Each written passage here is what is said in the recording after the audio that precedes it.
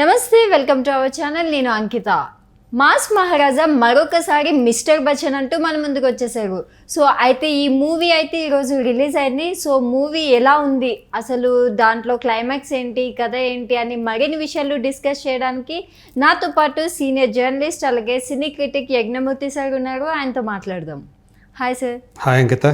Sir, mass మహారాజా అనగానే అందరికీ ఒక ఎనర్జీ వచ్చేస్తుంది, ఎందుకంటే ఆయన మూవీస్లో చూస్తే అంత ఎనర్జీ ఉంటుంది. సో అలాగే రవితేజ ఇప్పుడు మిస్టర్ బచ్చన్తో మన ముందుకు వచ్చేసారు. సో ఫైనల్గా మూవీ ఎలా ఉంది సార్? మిస్టర్ బచ్చన్ అనేది రవితేజ హరీష్ శంకర్ కొలాబరేషన్లో వచ్చినటువంటి మూడో cinema. First shock, Harish Shankar career begin అయిందే షాక్ అనే సినిమాతోటి. అందులో రవితేజనే హీరో. అది కమర్షియల్గా ఆడలేదు కానీ బట్ అందులో అతని టేకింగ్ అది మంచి పేరు వచ్చింది. ఆ తర్వాత మిరపకాయ అని ఒక సినిమా వచ్చింది, అది మంచి హిట్ అయింది. ఇద్దరికి ఆ సినిమా లాభాన్ని చేకూర్చింది కెరీర్ పరంగా చూసుకుంటే. సో ఇప్పుడు కొంత చాలా సంవత్సరాల తర్వాత మళ్ళీ వాళ్ళిద్దరూ కూడా కలిసి చేసినటువంటి సినిమా మిస్టర్ బచ్చన్. ఇది యాక్చువల్గా ఒరిజినల్ సినిమా కాదు. మనందరికీ తెలుసు హరీష్ శంకర్ ఎక్కువగా ఒరిజినల్ కంటెంట్ కంటే కూడా రీమేక్లే అతని కెరీర్లో ఎక్కువ అని చెప్పేసి చెప్పుకోవాలి. ఇప్పుడు మరోసారి హిందీలో వచ్చినటువంటి రైడ్ అనే ఒక హిట్ సినిమా, అజయ్ దేవగన్ చేసినటువంటి ఆ సినిమాకి రీమేక్ ఈ సినిమాని ఆయన మన ముందుకు తీసుకొచ్చాడు. చాలా మార్పులు చేశాడు. సో అందులో ప్రధానంగా హీరోయిన్ల మధ్య రొమాన్స్, లవ్ ట్రాక్ ఏదైతే ఉందో ఇది కంప్లీట్గా ఆ సినిమా డీవియేట్ అయిపోయి చేసింది. ఇది కథ కూడా కొంత డీవియేట్ అయినట్టు కనపడుతుంది. ఆ రకంగా చూసుకుంటే అంత డీవియేట్ అయినట్టే కనిపిస్తుంది. సో ప్రధానంగా ఒక ఇన్కమ్ ట్యాక్స్ ఆఫీసర్ కథ ఇది. సో అతను అందరూ భయపడే, ప్రపంచమంతా సమాజమంతా భయపడే ముత్యం జగ్గయ్య అనే ఒక పొలిటీషియన్, అలాగే ఆ ప్రాంతానికి ఒక కింగ్. సో అతనికి ఎదురు చెప్పే సాహసం ఏ డిపార్ట్మెంట్ వాళ్ళు కూడా చేయరు. జనం చేయరు, ప్రభుత్వాలు కానీ ప్రభుత్వాధికారులు కానివ్వండి, అలాగే పొలిటీషియన్స్ కానివ్వండి, సో ఎవరు కూడా అతనికి ఎదురు చెప్పే సాహసం చేయరు.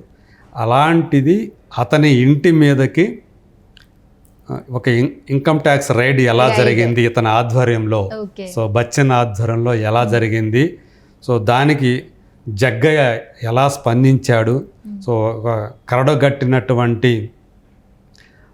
అత్యంత కిరాతకుడైనటువంటి అతన్ని ఎదిరించి ఎలా బతికి బట్టగట్టారు వీళ్ళంతా కూడా, ఇతని టీం అంతా కూడా. సో అనేది ఇందులో ఇది ప్రధాన అంశం ఈ సినిమాలో, మిస్టర్ బచ్చన్లో. సార్, జగపతి బాబు గారిని ఎలా చూడొచ్చు అంటారు ఈ మూవీలో? జగపతి బాబు అదే చెప్పాను, ముత్యం జగ్గయ్య. సో ఇప్పటికే ఆయన అలాంటి వేషధారణలో మనకి కనిపించాడు, ఇదివరకే చాలా సినిమాలు కనిపించాడు.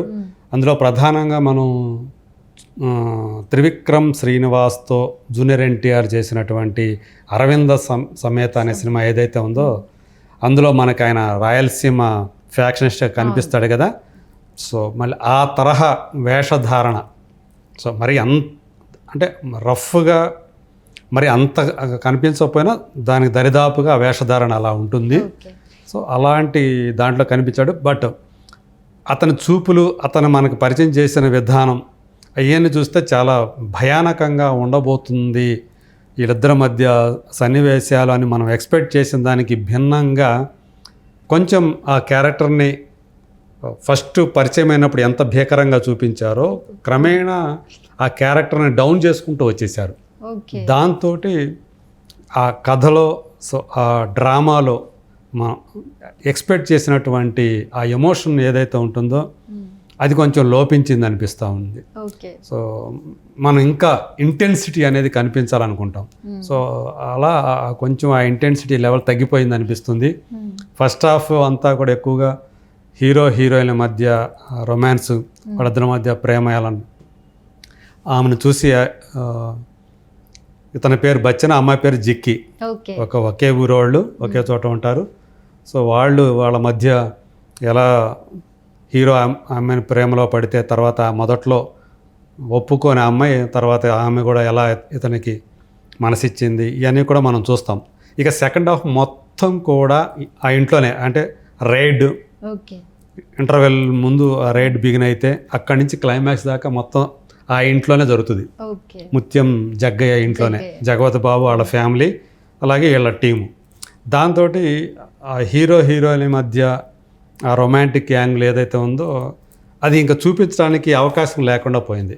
అందుకని ఏం చేశారంటే మధ్య మధ్యలో మరి పాటలు కావాలి కాబట్టి ఆ మధ్యలో మళ్ళీ ఆమెను ప్రవేశపెట్టి హీరోతోటి మాట్లాడించి, అంటే ఒక లీడ్ అనమాట, పాటకి లీడ్ మాత్రం వేసుకొని పాటలు వేశారు. సార్ ఇప్పుడు మనం మాస్ మహారాజా రవితేజ మూవీస్ చూసుకుంటే కామెడీ కూడా అదే ఈక్వల్గా ఉంటుంది. సో ఈ మూవీలో కామెడీ ఎట్లా ఉంది సార్? ఉంటుంది. హీరోయిన్ల ట్రాక్లోనే సత్య క్యారెక్టర్ ఒకటి ఉంటుంది. సో ఆమెని పెళ్లి చేసుకోవాలని చెప్పేసి, అంటే వరుస కూడా ఉంటుంది. సో బావ వరుస లాంటోడు అనమాట. సో తనకి జిక్కి తనదే అనుకునే సత్య పాపం అతను ఎలా డిసప్పాయింట్ అవుతాడు, వీళ్ళిద్దరూ ప్రేమించుకుంటూ ఉంటే చూసి అని చెప్పేసి, అది సత్య కనిపించినంతసేపు మనకి ఆ వినోదం అయితే లభిస్తుంది. సో రవితేజ మనకు తెలుసు, అతను ఏ సినిమాలో చూసుకున్నా కానీ ఒకే రకమైనటువంటి బాడీ లాంగ్వేజ్ కనిపిస్తుంది. అంటే ఈజ్తో చేసేస్తాడు, కానీ ఏ పాత్ర అయినా ఆయన అదే తరహాలో కనిపిస్తుంది. ఈ సినిమాలో మనం ప్రత్యేకించి హరీష్ శంకర్ని ఒక కొత్తగా చూపించే ప్రయత్నం ఏం చేయలేదు రవితేజని. కాకపోతే ఏంటంటే ఇప్పుడు కాంటెంపరీ స్టోరీలా కాకుండా 90s జరిగే స్టోరీలాగా కొంచెం ఆ నోస్టాలజిక్ ఆ ఫీల్ కలిగేటట్లుగా అప్పటికి తీసుకెళ్ళాడు. అంటే సెల్ ఫోన్ లేని కాలంలో. సో అప్పటి పాటలు కానీ ఎక్కువగా హిందీ పాటలు అవన్నీ కూడా ఆ కాలంలో వినిపించే పాటలే ఇందులో ఉంటాయి. హీరో రవితేజ క్యారెక్టర్ అనేది మనం పెద్దగా ఎక్కువ ఎక్స్పెక్ట్ చేస్తే చాలా నిరాశ చెందుతాము. స్క్రీన్ ప్లే కూడా చాలా ఫ్లాట్గా ఉంటుంది. సో సెకండ్ హాఫ్లో మెరుపులు ఏమీ లేకపోవటం వల్ల సో మనం ఉండే కొంది కొంచెం డల్ అయిపోతూ వస్తాం అనమాట. సో క్లైమాక్స్ కూడా అంతే, కొత్తగా ఏమీ ఉండదు. మన ఊహలకు తగ్గట్టుగానే కథ నడుస్తూ ఉంటుంది. హీరో విలన్ల మధ్య ఎలా ఉంటుంది కథ, సేమ్ అదే ఉంటుంది. సో యాక్షన్ సీక్వెన్స్లు అన్నీ కూడా రవితేజ గతంలో మనం ఎన్నో యాక్షన్ సీన్స్ చూసాం, ఇందులో కూడా ఆ యాక్షన్ సీన్స్ అదే తరహాలో ఉంటాయి. సో కొత్తదనం ఏమీ లేనటువంటి సెకండ్ హాఫ్ మరీ విపరీతమైనటువంటి బోర్ కలిగించేటటువంటి ఒక సినిమాగా దీన్ని చెప్పుకోవాలి. రవితేజ పర్ఫార్మెన్సు, జగపతి బాబు పర్ఫార్మెన్స్ గురించి ప్రత్యేకంగా మనం చెప్పుకోవాల్సింది లేదు. ఇలాంటి క్యారెక్టర్స్ అన్నీ కూడా వాళ్ళకి కొట్టిన పిండే. సత్య మనకి అతని అంటే మొనాటని అని చెప్పలేము కానీ బట్ అతను కనిపిస్తే మనకు వినోదమే. సో అలాంటి క్యారెక్టర్లో మళ్ళీ మరోసారి సత్య ఈ సినిమాలో కూడా అలరిస్తాడు. సో పాటల వరగా చూసుకుంటే మిక్కీ జే మేయర్, సో అతని పాటలు మాత్రం బాగుంటాయి. కానీ హీరోయిన్ భాగ్యశ్రీ బోర్సి అనుకుంటా అమ్మాయి పేరు. సో ఆ అమ్మాయి డ్యాన్స్లు మాత్రం మనం చూడలేము, ఆ మూమెంట్స్ చూడలేకపోయాం. రవితేజ పక్కన, రవితేజ మంచి డాన్సర్ కదా. కాకపోతే ఆ అమ్మాయిలో మమతా మోహన్ దాస్ ఫీచర్స్ చాలా స్పష్టంగా కనిపిస్తున్నాయి. గబగన మమతా మోహన్ దాస్ చెల్లి అనుకున్నా నమ్మేటట్లే ఎవరైనా నమ్మేస్తారు. అలాంటి చాలా దగ్గర పోలికలు కనిపించాయి. హరీష్ శంకర్ ఆయన మార్కు డైలాగ్స్, అందులో ఆయన డైలాగ్స్ విషయంలో చాలా కేర్ తీసుకుంటాడు. ఈ సినిమాలో కొన్ని చోట్ల డైలాగ్స్ బాగా పేలుతాయి. సో అదర్వైజ్ ఈ సినిమా నేనైతే సజెస్ట్ చేయను, చూడండి ఈ సినిమా అని చెప్పి నేను అయితే సజెస్ట్ చేయను. హిట్ అంటారా ఫట్ అంటారా రవితేజ ఖాతాలో? సో నేను ఈ సినిమాకి ఇచ్చే రేటింగ్ అవుట్ ఆఫ్ 5 2. సో దాన్ని బట్టి మీరు ఈ సినిమాకి వెళ్ళాలా లేదా అని చెప్పేసి మీరే నిర్ణయం తీసుకోండి. Okay, thank you so much sir. Thank you.